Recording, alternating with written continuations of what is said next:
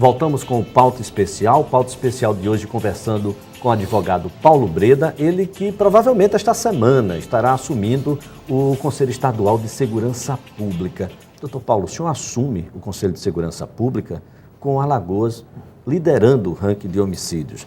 De 1998, quando nós éramos apenas o 11º, chegamos a 2011 como o primeiro colocado no ranking de homicídios, que ultrapassa 60 homicídios por cada 100 mil habitantes. Um enorme desafio. É um enorme desafio que, a princípio, não seria um desafio para o Conselho de Segurança. Mas eu já vejo uma forma de atuar para tentar reduzir esse número. O Conselho tem feito algumas coisas para melhorar a segurança pública desde sua criação, num trabalho que é um trabalho silencioso, um trabalho técnico e de aparecer pouco. Foi assim na gestão do presidente Manuel Cavalcante, agora na gestão do Dr. Delson Lira. Muitos passos foram dados que foram desferidas contra o Dr. Delson Lira. Eu gosto de toda e qualquer crítica. Dela se aprende muita coisa. O ruim é que cria um demérito, e eu acho que o demérito é ruim. Mas é preciso que as pessoas conheçam mais o Conselho. As críticas que foram feitas, por exemplo, de o Conselho custar caro, essa é uma crítica infundada. O Conselho não custa praticamente nada. O senhor vai receber quanto para assumir a presidência do Conselho? Nada. Não se ganha jeton, não se ganha salário, não se ganha gratificação. Eu não vou receber absolutamente nada. Não se ganha ressarcimento combustível, absolutamente nada. Na teoria e na prática eu vou pagar para atuar no Conselho de Segurança e assim com todos os membros do Conselho. É um cargo honorífico, o Conselho não custa nada. Essa é uma crítica que não tem fundamento. As outras críticas de que o Conselho precisa fazer alguma coisa são infundadas, porque o Conselho não foi criado para ser um órgão de ação. Nós não vamos prender ninguém. Qual é o Nós papel, não vamos processar então, ninguém. do Conselho? O que é que ele pode fazer? O Conselho foi criado com essa finalidade, desempenhar um controle sobre as forças de segurança. O Conselho é controle social. O que está mais em conhecimento da população é o Conselho Nacional de Justiça, o CNJ. As pessoas conhecem mais, que estabeleceu metas para o judiciário, e meta 1, meta 2 e tal. Então, aquela meta 2 que tinha que julgar os processos de 2005 até o final do ano. Então, aquilo tudo foi o Conselho Nacional de Justiça que atuou para melhorar o judiciário. Como um controle externo, com a grande participação interna de membros do Poder Judiciário, o Conselho Estadual de Segurança Pública, guardadas as proporções, logicamente, é a mesma coisa.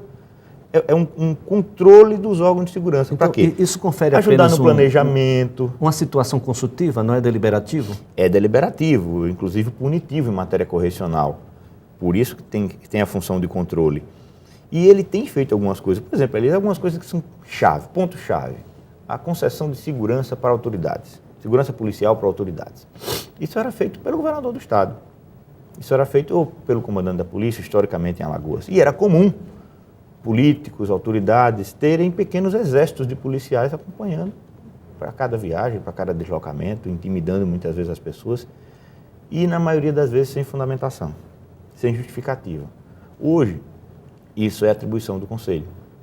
O Conselho vai decidir tecnicamente, num colegiado, hoje de 14 pessoas, se é válida, se é justa, se é correta a concessão de policiais, em quantos policiais, de que forma vai ser feita essa segurança. Tirou essa influência política. Qual governador que se sentiria confortável em negar uma segurança para um deputado? Qual governador que ia fazer um estudo para saber se o deputado merece ou não aquela segurança? E deputados que tinham verdadeiras milícias. Milícias. Então, isso acabou por causa do Conselho. Alguém fez alarde disso? Não. Vieram elogios públicos para isso? Não. Mas também o Conselho nunca buscou isso.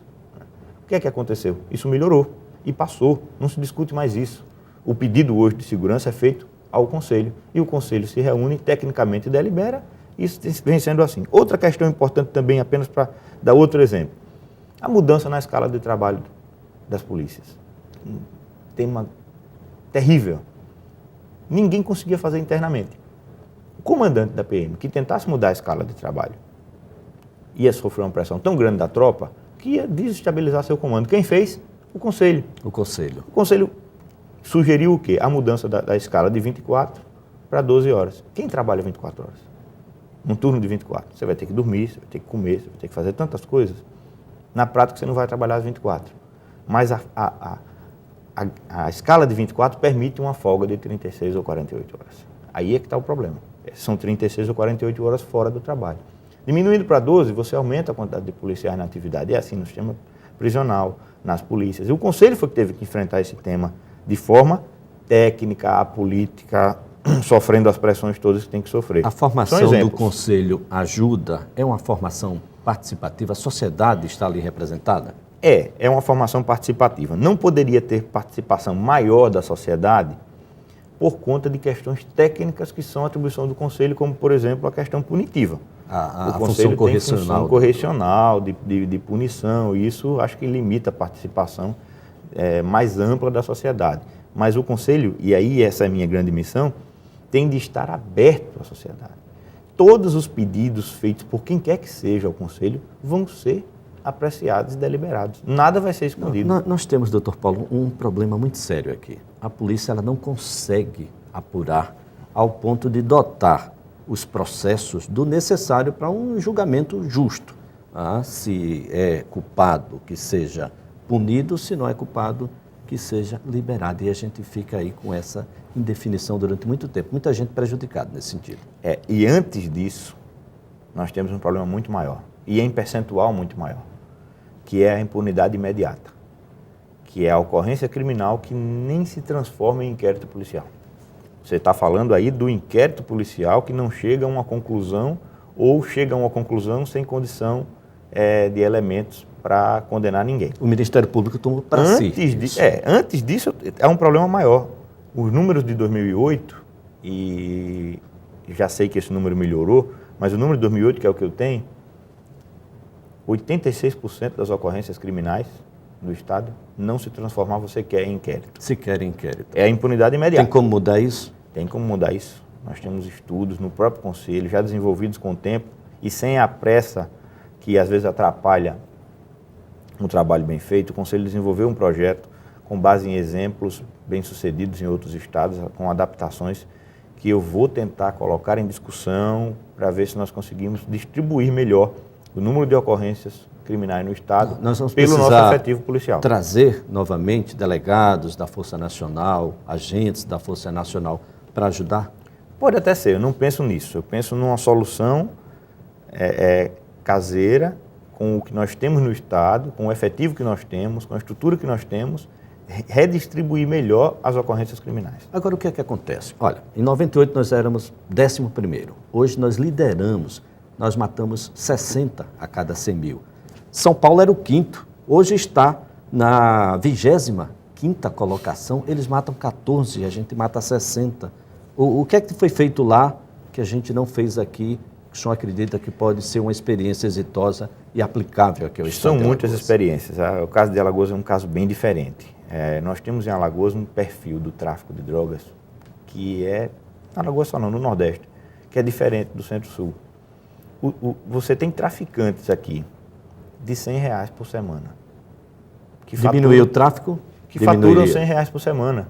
Quer dizer, veja o perfil. Uma mulher de 58, 60 anos de idade, que cria 2, 3 filhos com tráfico de drogas, vendendo crack, faturando R$100 por semana de crack. Se essa pessoa for presa com uma quantidade de crack dessas, que ela pode ser presa com isso na mão, ela vai ser até classificada como usuária. De tão pouco que isso representa. Isso está pulverizado, Elias. É um perfil totalmente diferente. Mas essa mulher, se ela não pagar ao traficante maior, ela vai morrer. Ela vai engrossar a lista dos nossos homicídios. O que deu resultado em Alagoas, já o exemplo do Conjunto Selma Bandeira, que foi a polícia comunitária, que é trabalhosa e difícil de fazer, pode ser um exemplo, e eu acho que deve ser um exemplo a ser seguido, porque já deu certo. Para nós já deu certo. Não estou buscando exemplo de São Paulo. É um exemplo Alagoas nosso, deve tá buscar outros caminhos, então? Não é só uma questão de polícia? Os equipamentos sociais não estão à disposição da comunidade, comunidades desassistidas. Nós temos um problema social antes de um problema de polícia? Temos as duas coisas. Não adianta fechar os olhos. Não é somente um problema social. De jeito nenhum. Mas está longe disso. Os nossos índices sociais eram muito piores há 20 anos atrás. Nossos índices de analfabetismo, de desemprego, eram muito piores, de mortalidade infantil, eram muito piores. No entanto, nossos índices de violência não eram melhores. Né? Então, piores, no caso. Tem muita Pioraram arma. depois. A arma de fogo não tem é o sido um problema. elemento fundamental aí nessa discussão. É preciso uma ação conjunta. O Estado não pode fechar os olhos, o Estado social e, inclusive, o Estado de segurança. É preciso polícia na rua, a presença policial inibe. E a polícia comunitária é um pouquinho da junção disso. É a polícia presente na comunidade de forma mais discreta, mais inteligente. Né? E associada a isso. Associada às necessidades, às demandas. Exato. Né? Vivenciando essas demandas. E com comprovação já dentro do nosso município, dentro da capital. Ficou provado que dá certo. Doutor Paulo Breda, qual vai ser a sua primeira iniciativa? Você já tem em mente ao assumir o conselho? Qual a primeira iniciativa? Primeiro, cumprir as metas estabelecidas pelo governador. O conselho passou por alterações legislativas e essas alterações trazem metas que o conselho tem que cumprir. Uma dessas metas é realizar inspeções correcionais nos órgãos da Defesa Social. Inspeções que visem identificar falhas, dificuldades, para que o Conselho possa atuar prontamente nessa sugestão.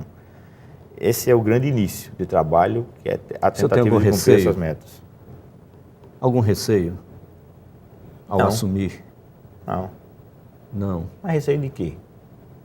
Não sei, o presidente que passou recebeu tantas críticas da Assembleia Legislativa que definitivamente crítica é a coisa mais natural que existe. Crítica é a coisa mais natural que existe. Eu também tenho uma finalidade, buscar os críticos, principalmente quem já criticou, que eu tenho certeza que criticou, que eu acompanhei na imprensa. Eu vou buscar todos os críticos da atuação do Conselho, da atuação da segurança, para transformar a crítica em sugestão. Eu acho que a crítica em leis, no caso da Assembleia Legislativa, se for o caso da uma Assembleia, contribuição bem melhor nesse sentido. Eu quero todo e qualquer tipo de sugestão.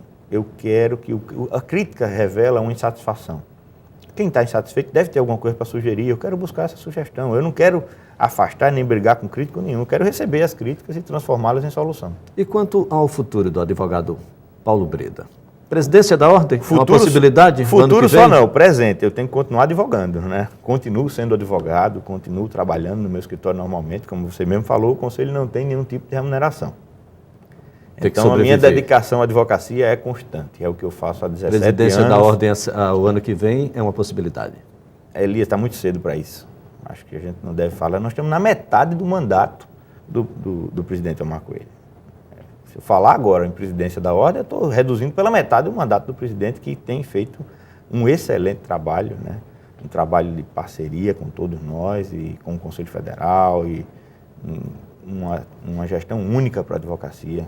O que o Omar conseguiu realizar é inimaginável. Acho que na história da advocacia ninguém conseguiu fazer tanto em tão pouco tempo pela advocacia como o Omar. É um trator para trabalhar. Logicamente que os tempos mudaram também, ajudaram isso. Mas vem aí a sede nova, o estado todo repleto de sala de advogados. E a OAB que já não é mais dos advogados, apenas dos advogados, há muito tempo, né? A OAB é da sociedade, né? Da sociedade, e já não dá mais como vocês retomarem isso. Isso já está da sociedade. Não tem como, nem queremos. Não tem caminho de volta. Até porque a OAB vive da democracia, né? Sem democracia não há advocacia.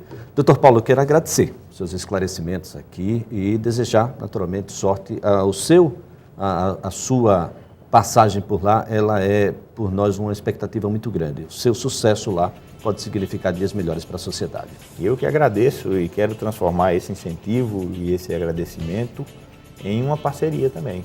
Muito obrigado, doutor Paulo. Pauta Especial volta na próxima segunda-feira. Até lá.